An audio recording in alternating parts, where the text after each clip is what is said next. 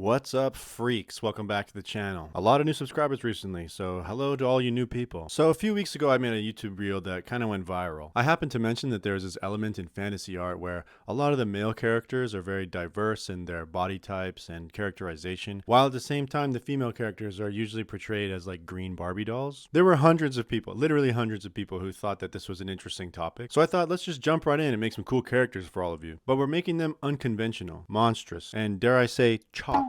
And while I draw them, I thought, let's just talk about what people were saying in the comments and, just discuss the topic at large. Spoiler alert, a lot of people said some really stupid shit, but there were also some really great ideas in there. Here's what we're gonna do. I'm going to create a brand new original fantasy world, and we're gonna populate it with all my favorite monsters and types of characters. By the end, we'll have this sort of D&D party, Fellowship of the Ring, group that will guide us through this world and give us some insight on the lore. And maybe if this video blows up, I'll make like a webcomic or something so I don't have to get a real job. So subscribe to see if that happens.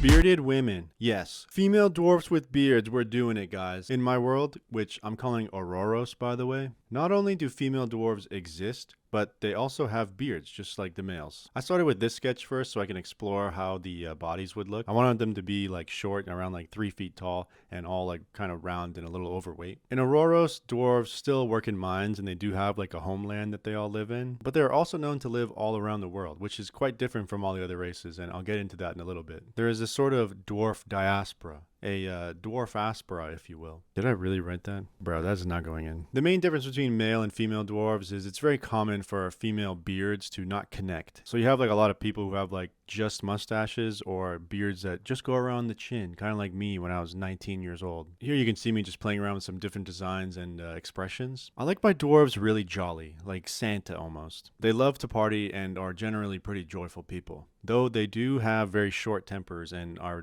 very impatient. So with all that, I designed these two characters. The dwarves in our party are two sisters, Brynura Hilma and Bela Sorathiel, from the house Tudorhurim Durham Graysliale, or Brennan Bale for short. Why do dwarves have really long names, you might ask? Because it's really fucking funny, that's why. I just wanted to like briefly touch on one of the ideas that I think was absent from that viral reel. In the original video that clip is from, I spoke about, it's okay to still have femme characters in your story. You just have a little bit more diversity in your world. The women can't all just be like super hot. You gotta have like ugly girls too to make it feel like a real world. But a lot of people did not get the full context and made a lot of comments that were basically, no, you cannot have ugly people in fantasy. What am I gonna beat my shit to? My brother, I'm not trying to take away your tiefling succubus. I promise you that. I like that stuff too. Shout out Ayla Sakura from Star Wars for showing up to every battle in a sports bra. So I kind of designed these two with that in mind. Bryn is more feminine in how she presents herself, at least in this scene. She does have like other more practical clothes that she wears during the adventures. But her sister Bale, she is more like masculine presenting. She wears the practical stuff more often. She doesn't really do her hair up or wear makeup or anything like that. I love these characters so much. There is really nothing more fun to write than sibling banter. In this scene, for example, you can see Bryn is serving ale, and Bale is just like impatiently waiting. She just cannot believe that she has to wait. I like the idea that Bryn wears her hair up and Bale has her hair down. Real art tip alert. This is the genius way of showing that, Bryn is more peppy and Bale is more down to earth. Wow. Groundbreaking character tips. Please subscribe for more. But Zach, if I zoom in real close to the decanter, I can see a little symbol. Nay, a logo, perhaps? Well, you're quite observant, aren't you? Well, yeah, I guess. People have told me that. No, you're doing good. Keep it up. Thanks.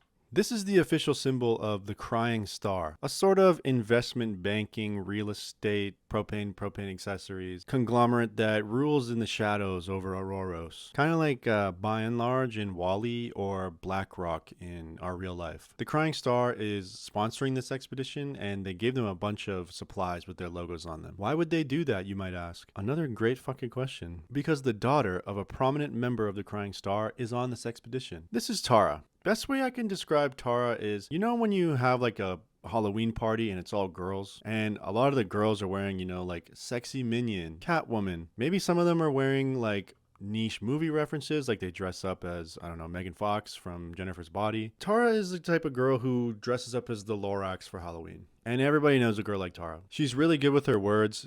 She always has a great comeback, and this actually gets them all into quite some trouble during their adventures. She doesn't know when to shut the hell up.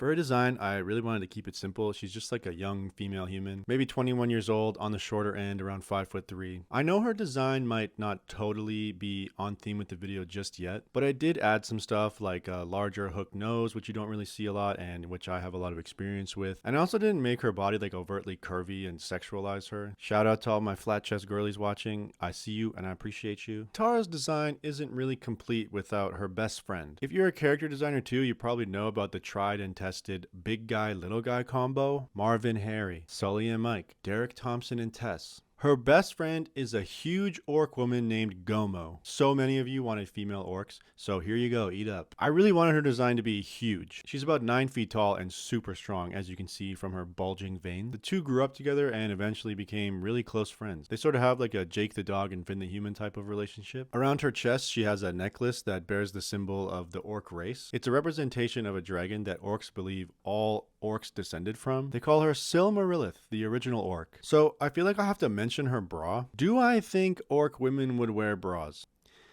No. But in order for me to put this on YouTube, I will have to either censor some of these drawings or cover them up. Don't hate the player, hate the YouTube, okay? Just know that in my webcomic, orc women and other monster women will not be wearing bras. There will be nudity. What was that? You want to see some other cool orc designs? Here's some more made-up lore for a story that doesn't exist yet for all you freaks. There are 3 types of orcs in Auroros. The first one you've already seen one member of, the green orcs. They're called the Bilkars. Bilkars have a huge variety in body shapes because they are actually modified by magic. They aren't naturally born. They're called the Bilkars because they are grown inside the Bilker tree, a plant native to the orc homeland. But who is growing them? What sick monster would grow people in a damn tree? Another great question. Wow, you guys are really killing it. They are grown by the Yunkati, identified by their slim, athletic build and gray skin. The Yunkati grow the Bilkar so they have like workers who are really strong or really fast for their empire, and they also sell them into slavery. And yes, that does mean that Gomo was grown and birthed from a tree. I'm just now realizing that I will probably at some point have to design some kind of tree vagina. We'll cross that bridge later, I guess. The Yunkati are very smart, but they aren't the only intelligent orcs. There are also the Synuks. The Synuks are also born from the Bilka tree, but they are their own unique line of orcs. The way I describe it is like each one of the Bilkars are their own unique recipe, but the Synuks are all the same recipe. They're all like the same family. And the Yunkati breed them so they can sort of be like middle management enforcers. They don't like to get their own hands dirty. They grow people specifically to be like Michael Scott general managers. All right, that's enough orc lore. Let's move on to another character. So Tara and Gomo are best friends, but Tara is also obsessed with one of the other members of the group. This is Jendara. She's an arena fighter. In Auroros, arena fighters are kind of like our real-world UFC fighters. They're like celebrities who do like cage matches in front of large audiences. And Tara is a huge fan of the sport, and Jen specifically. So much so that she gets her mom to take her out of the arena fighting world and join the party. Jen is reluctant at first, but ultimately decides to leave the arena fighting world because she wants to, use her abilities for good for once. Whoa, character arcs, guys. Come on, you gotta think about these things when you're designing your world. But yeah, she's just like tired of doing like stupid fights in front of petty lords and drunk idiots. For her design, I looked a lot at like Olympic weightlifters and rugby players. It's kind of hard to tell from her outfit, but I wanted her to be a bit top heavy and have really broad shoulders, really muscular legs, and a round barrel-like torso. I just wanted her to be built for strength and small amount of like really quick movements. She actually gained a lot of success in the arena with her style. She sort of fights like Mike Tyson, just like balls to the wall right at the beginning. Come at you with everything I have in the first 1 to 3 rounds. People have no idea how to fight her. On her chest, you can actually see the Crying Star logo. One of the perks of having rich friends is they buy shit for you. Though Jen does still prefer her arena armor, which you can see here in one of like the preliminary drawings that I did. I wasn't really satisfied with this design, but it was kind of based on stuff like this. A little quick detail. You can see that Jen has lost 2 of her fingers on her right hand. This was not from some finger-eating disease. This happened in the arena, and it happened during the only fight she ever lost. But who was her opponent? Stop asking good questions. You're actually starting to piss me off. The person who chopped off Jendara's fingers was named Maka. Maka the Minotaur. Yes, we got a female Minotaur up next. Let's go. Once again, I looked at buff ladies for reference. Pretty straightforward, just a Minotaur. I'm not really reinventing the Wheel of Fortune here. Although I will say there are 2 differences from traditional Minotaur design. designs. First is I gave her human legs. I don't really know why, I just thought like bull legs looked weird and you kind of get into the territory of bull person real quick, and I didn't want that. Second is she doesn't have a bull head, she actually has a bison head. To me, bison just look more badass than bulls. When I see bulls, I kind of think old McDonald had a farm, that kind of vibe. So she's an arena fighter, she needed to be dope. Quick shout out to this drawing from Orange Spritz on Instagram. When I was looking for like monsters to design and like female characters in fantasy, I came across this design and it really spoke to me, and I thought a lot of the new subscribers would really like it. But hold on, Minotaurs are not the only monsters in Auroros. Have you ever seen a Filipino werewolf? Be honest, bro. I know you have not. Yes, we have werewolves, but I added my own little special secret Michael Jordan special stuff to it. First off, in Auroros, becoming a werewolf is like a disease. Anyone can become a werewolf if they are infected. There are no like werewolf cults or tribes or races of people who are established werewolves. It's like getting the cold, you know, one day you're getting ready for work and then you start to turn in the morning. It has nothing to do with like the moon being full, and it lasts like a week. Another part of my proprietary werewolf lore, I really wanted you to see that it was a person that had turned into a wolf monster. I have nothing against traditional werewolf designs, but I've often felt a disconnect after they transform. They always like lose their humanity in some way, and they just sort of look like wolf monsters, and you forget that it was a person. So for my designs, I use like a lot less hair and a stubby tail that is like, you can imagine, is just like a really gross extended spine coming out of their ass. I also use 2 sets of eyes. You kind of get like the visual representation of there's like 2 people fighting for this body now. Quick detail, if you look at the end of the snout, you can kind of see the remnants of a human nose that has been squashed and stretched by the transformation. Further illustrating my point that this used to be a Filipino woman. We need some more races in fantasy now, you know, I think it's time. And I want to see niche races too, okay? Filipino has become kind of mainstream lately. I want to see Kalina princesses. I want to see Uyghur magicians. I want to see Wasian eunuchs. I want to see Wasians with white moms. In real life, this is a different point I'm making. If you know, you know. One trope that I will be continuing is werewolves and vampires. It's too good, bro. There's just something so compelling about werewolves versus vampires. I'm sorry, it's staying. So here's my vampire lady. Let me put you on some vampire game, okay? So in Auroros, you cannot become a vampire. They're just like another race of beings. There's no like they bite your neck and you become an immortal monster. Also, vampires are just really old. They're not immortal, but they live for like around 3,000 years.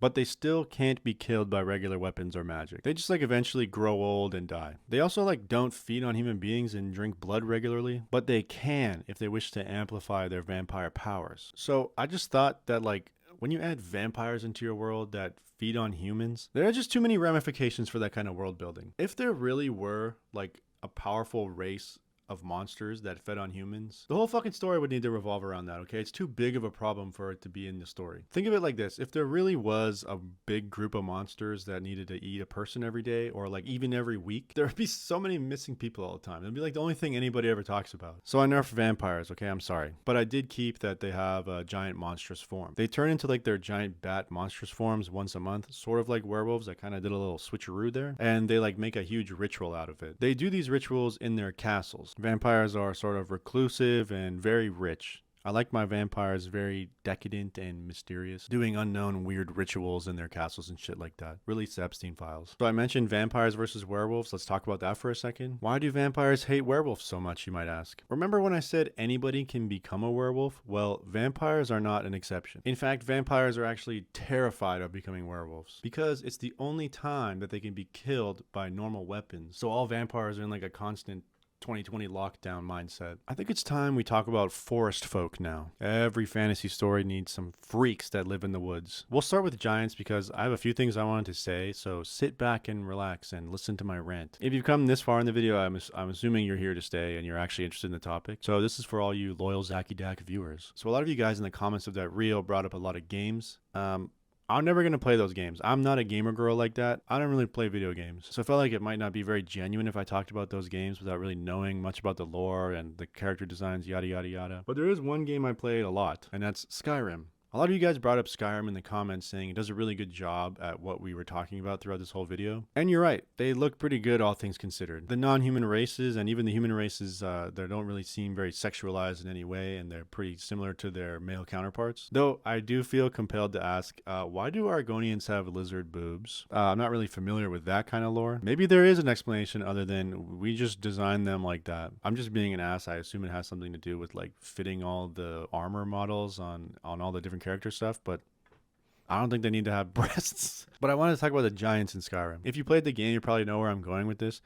There are only male giants in Skyrim. I think there might actually only be like 2 or 3 giant models in the whole game, actually. So I looked into some lore explanations as to why there aren't any female giants, and I couldn't really find anything that was like satisfying or in game. One that I thought was really funny that some people theorized was that the mammoths that they heard are there females, but I couldn't really find any textual evidence for that. So I had to make the assumption that at the time they were making all the character models that, the designers thought giant is a big guy. I'm not really going to hold it against them. It's not really a flaw. It's okay. Sup guys, Editor Zach here, and I'm sick. Just want to explain something before we move into the next part. This next part of the video is like a 1-minute rant. I didn't realize that when I wrote the script, I didn't have like enough drawing footage to cover everything, and I also did not expect this video to turn into like a video essay. So if you're still watching and you're still interested, just know that the next minute is just like philosophy of character design. We'll get back to the cool drawings in a moment.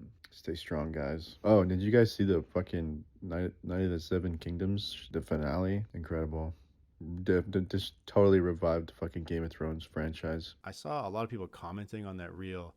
They were saying things like, this is not really a problem in fantasy anymore. It was maybe in the early 2000s and in like the 20th century when fantasy got really big. I have something I want to say about that though. So let's jump to Elder Scrolls Online, a game that is not only a contemporary game, but a game so contemporary that it actually exists in the future, because there are still pending updates for this game. It's actually still going. You don't get any more right now than actually right now and 6 months from now. What I will say first is the Elder Scrolls Online giants are way more diverse than like the Skyrim giants. There are a few more unique designs, and there are actually 2 female giants. And while I was doing my research on the game, I came across some interesting word choices. If you go to the unofficial Elder Scrolls wiki page, and let's look at the page for giants. At the top, it gives you a brief description. I'm going to read that for you right now. Giants are large, primitive humanoids, most often found in Skyrim and other mountainous areas. They are often accompanied by mammoths, who they use as companions and livestock. Okay. Could just stop there. Pretty good explanation of giants. But oh, look, there's another sentence here. Giantesses are the female version of giants, but are much rarer, with only 2 encountered bosses. Matriarch Aldous and Matriarch Runa. Oh, okay, I see. Female giants aren't normal giants. They're female versions of giants. And herein lies some of the issues that I'm trying to get at today. This one commenter said it pretty well. They talked about the idea that in character design, people often think of male as default and female as like a variant or as being a personality trait. When we all know, like in reality, both male and female giants are just giants. It's not like there's a sentence on the wiki specifically saying the male variations of giants. Hopefully you get it, because we're moving on to the next character. Every D&D party needs someone who uses magic and is like the designated healer. This is Mnemanazaz and Ninalor, Zaz for short. This is like an original race I created for Auroros called the Brissolans. They are a peaceful humanoid race that live on some of the northern islands. Not much is really known about them. They tend to keep to themselves, kind of like the vampires. But what we do know is they are a very small group of very powerful people, because they are the only race who can use magic in all of Auroros. I know I said orcs use magic to reproduce through trees, but it's more like chemistry. This is like real magic, like shoot fire out of your hands, telekinesis, slowing down time, levitating, all that kind of shit. So yeah, no other race can use magic unless explicitly taught by the Brissolans at their college, or some people might have had some kind of accident or some kind of anomaly. It's a fantasy story, anything can happen. I brought up some ideas about like how vampires would be way too powerful if we use like normal vampire lore. I feel the same way about wizards. Can you even imagine if there were real people who could use magic like on the battlefield or even like in your daily life? They would be so terrifying and powerful. They would just rule everything. So I decided to constrain the magic in this world to like an elite few. The Brissolans are sort of like key holders to the power of magic, which has granted them the sort of status as a deterrent in a lot of governments and factions. Many of them have secret high-powered roles throughout the entire world. So lots of people are very weary of Brissolans. Let's go back to Zaz for a second. Zaz is young and quite naive, but she is a very promising magician. The teachers often like put her to the side and teach her spells that, are way more advanced than her classmates. Some students actually think she might be chosen for a special spot in the college one day. You guys are gonna have to read the webcomic to find out. So her role in the party has yet to be revealed to even her. The party,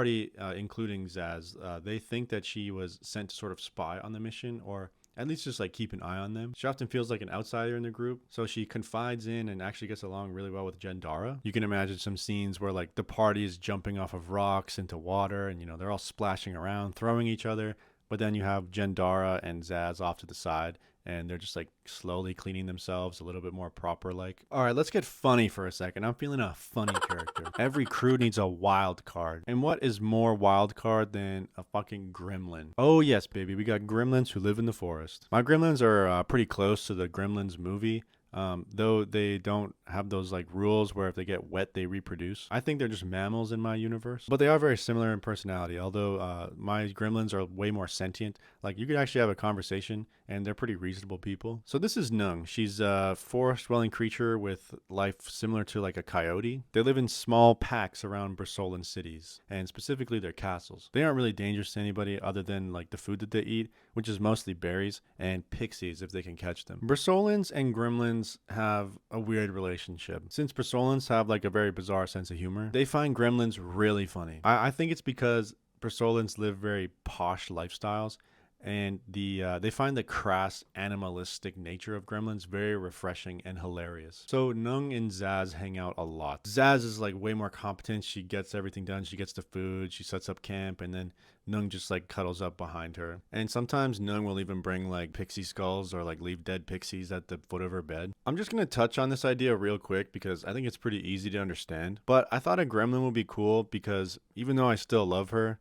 we have the classic girl gremlin problem from Gremlins 2. You know, I guess we don't know like if any of the other gremlins are female when come to think of it, but I don't even think gremlins have genders like that since they like reproduce via getting their backs wet. But still, you see, here's like a good example of all the characters being pretty diverse, and then there's the girl one, as if girl is like a trait. So I decided to make Nung a little more aligned with our general philosophy of character design from this video. She's not going to be rocking any lipstick or Miss Piggy wigs. Okay, next, let's tackle one of the most popular female fantasy creatures. Yes, that's right, we're going to be tackling sirens, mermaids, Atlanteans, whatever you want to call them. One of the most, if not the most sexualized creatures in the fantasy genre. I am going to be drawing more of like a fish person, like a female fish person. And while I do it, I'm going to use this time to talk about some more comments that I got on that last video. A common sentiment that I was feeling from those comments was, hey Zach, if ugly people are in it,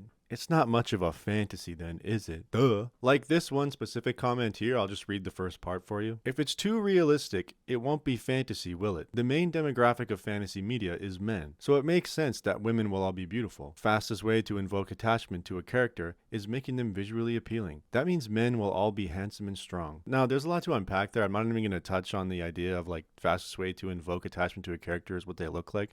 I don't know if I necessarily agree with that, but it's not really the focus of this video. I feel like we got to start this off with like a quick joke. I'm really actually genuinely interested in this kind of dialogue, and I don't want everybody to kind of dogpile on this guy. The idea that fantasy appeals to men because all the women are beautiful and all the men are like buff and handsome, I don't think that is like the men's fantasy. Like it might be some men's fantasy, but to me that is the fantasy of children and maybe like bisexual teenagers. But like most people, they just like more diverse things, like as you can see from all the comments that I got in that video. To me, what that is describing is more of like a general idea of what mainstream audiences like to watch. If you really think about it, there's kind of like two main things to unpack there in that idea. You have like the power fantasy, so like the Luke Skywalker, he's really good with the Force, he has the lightsaber, he fights the big bad. I like to imagine I'm Luke Skywalker, so it's fun to watch that movie. And then you have the he gets the hot girl at the end trope. These are classic elements of like general storytelling, and they aren't really specific to fantasy at all. By the way, I just have to mention, they're cool. I have no gripes with them. Like, we can keep making those kinds of stories too.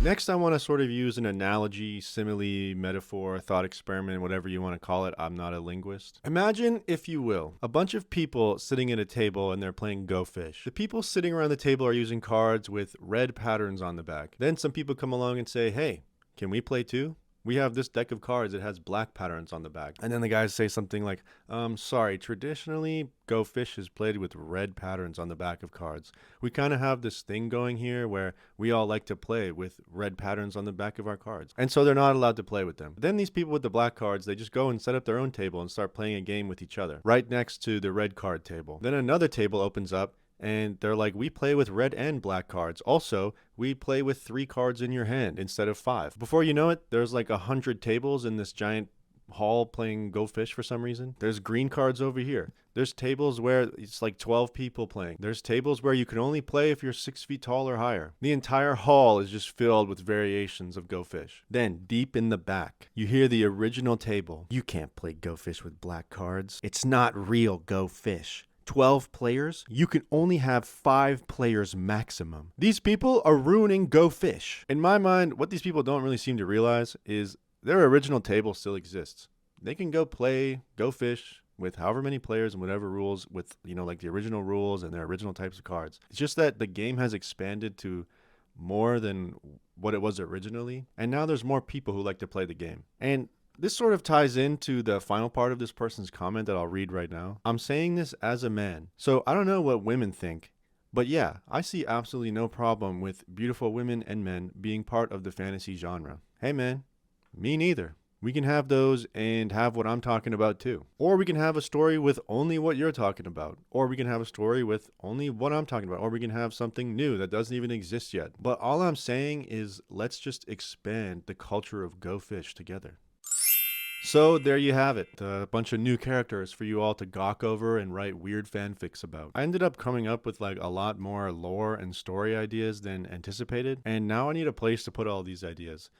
Look, I even started a map. And all writers know, once you make that map, there's really no going back. So if this video really does well, maybe I'll do like a pilot comic book. What's next for this channel? Well, I'm assuming a lot of you new subscribers are fantasy lovers, and specifically D&D fans, so I thought, wouldn't it be really cool if I draw a bunch of your D&D characters? Trust me, I read basically every comment that gets posted on this channel, so if you want to put a cool description of your character, I'll leave a pinned comment, and maybe your character will be in the next video. And remember to subscribe. Okay, bye.